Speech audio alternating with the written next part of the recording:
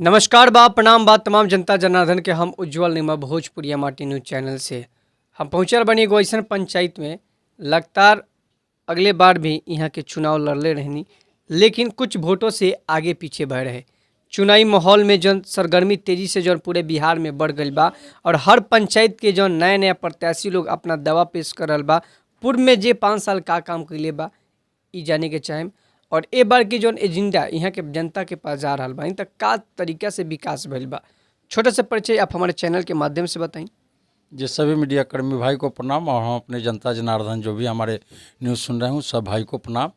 हमें कहना है कि मेरा नाम शिवकांत सिंह है उर्फ मुन्नी जी सभी लोग कहते हैं। हमारा घर बैजलपुर के सो हम स्वर्गीय सत्यनारायण सिंह मुखिया का पोता हैं और श्री श्रीकांत सिंह के हम लड़के हैं। हम एक समाज सेवी हैं और ग्राम पंचायत का चुनाव मैं लड़ता हूं और लमसम लगभग मैं 20 वर्षों से जनता का सेवा करते आया हूँ। निस्वार्थ कोई उसमें स्वार्थ मेरा नहीं है। अगर मैं इस पंचायत का हमारी पंचायत सरकार बनती है तो निश्चित है कि नौजवानों को स्वरोजगार, पढ़ने वाले को लिए शिक्षा का उत्तम प्रबंध, जो भी सरकार के द्वारा संचालित योजना है हमारे स्टूडेंटगण को, जो हमारे बच्चे पढ़ते हैं उनको वह योजना का लाभ मिलेगा। चाहे उच्चतर माध्यमिक हो, चाहे माध्यमिक हो या प्राथमिक हो, जो भी हो उन सब योजनाओं को मैं पूरा करूंगा जो अभी तक मुझे देखने को किसी भी जनप्रतिनिधि के माध्यम से नहीं मिला है। ना हमारा स्कूल का व्यवस्था ठीक है, ना हमारे गांव का सड़क नाली गली वगैरह कुछ कार्य नहीं हुआ है। पैसा तो करोड़ों आया, 500 2505 रोजगार गारंटी योजना के तहत मनरेगा मजदूर है। सरकार का कहना था कि मैं 100 दिन कार्य दूंगा, अगर 100 दिन कार्य नहीं दूंगा तो 50 दिन का भत्ता निश्चित दूंगा। अगर मिला है तो स्वयं जनता जान सकता है, अगर नहीं मिला तो क्यों नहीं मिला, इसके लिए जिम्मेवार कौन, जनता या जनप्रतिनिधि।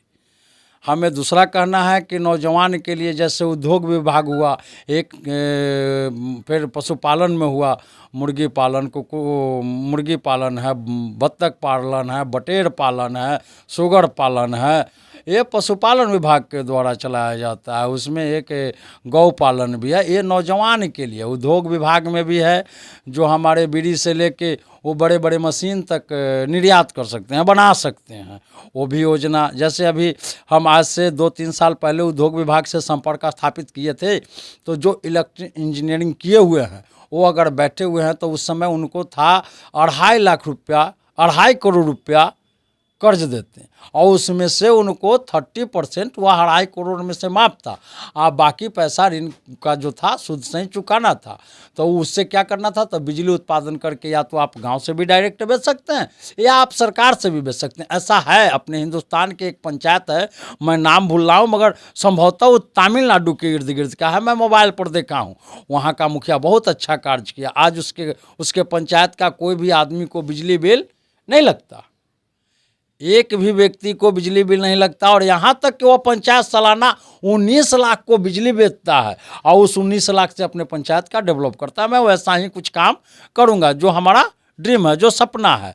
और जो जॉब कार्ड, जो मनरेगा मजदूर 2505 है, उस सब भाई का जॉब कार्ड बनेगा, निश्चित बनेगा अगर हमारा पंचायत की सरकार बना तो, पंचायत सरकार बना तो।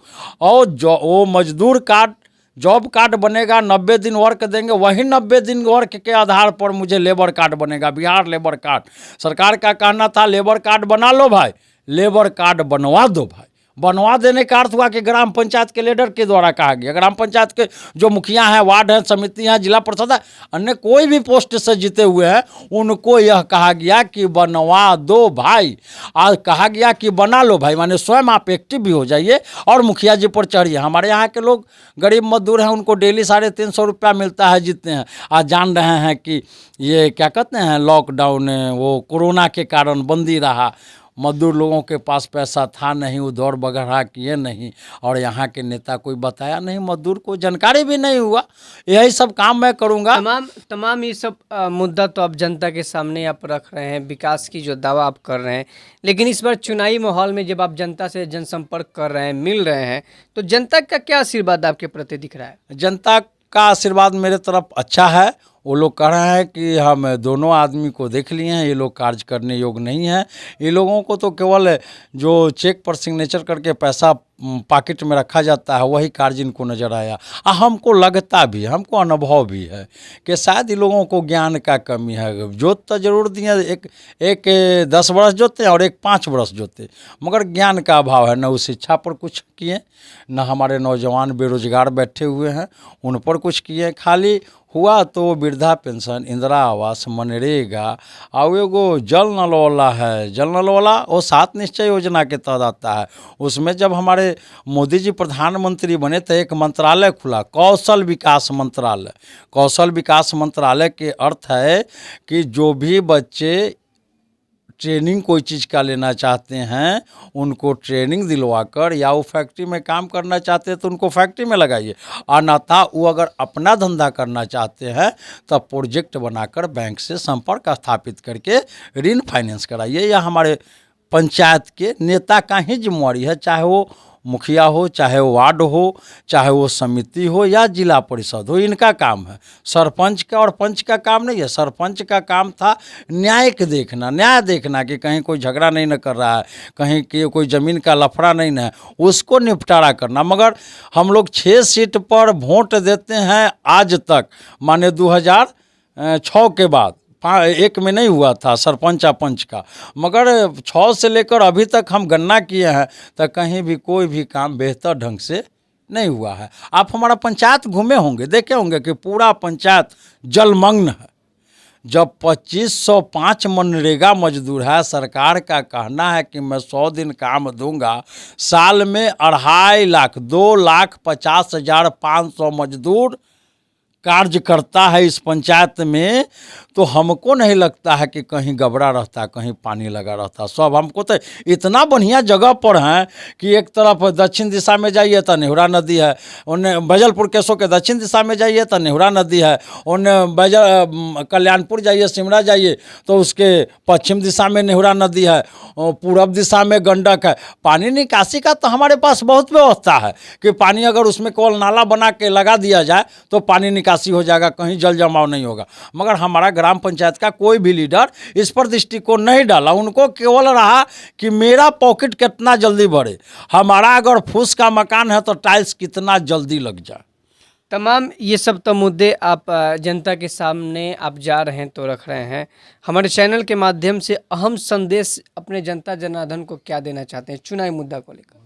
जी, अगर पंचायत में सरकार हमारी बनती है, पंचायत सरकार, तो निश्चित पढ़ने वाले नौजवान को उच्च शिक्षा के लिए भी सरकार के द्वारा जो संचालित योजना है उनको प्राप्त होगा।